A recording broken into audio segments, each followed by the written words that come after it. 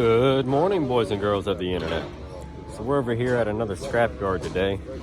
Me and Reese are out picking some new inventory for Reese's Pieces, and this is supposed to be a 55 Oldsmobile 98.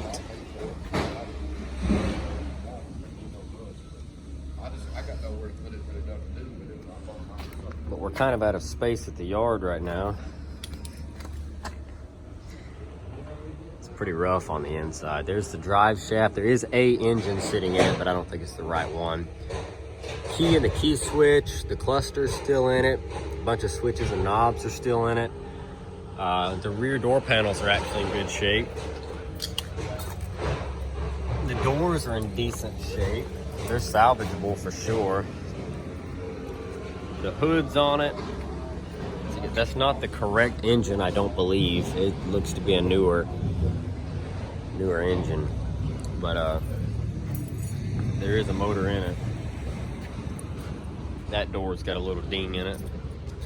Most of the chrome trim is still on it. All the glass is intact except for the front window. The rear's rotted out. There you go. 98. Said supposedly it's a 55. This quarter's caved in. I still think that there's a decent amount left on this car. I don't know what it's worth. Scrap metal's really down right now.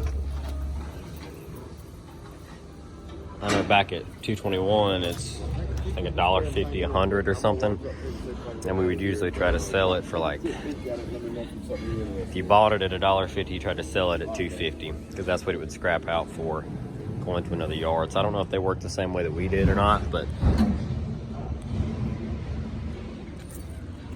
that's where I'm at. So we're thinking maybe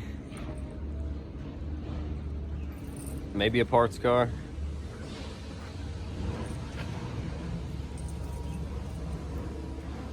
It's not worth completely redoing or anything, but it might have some good parts in it.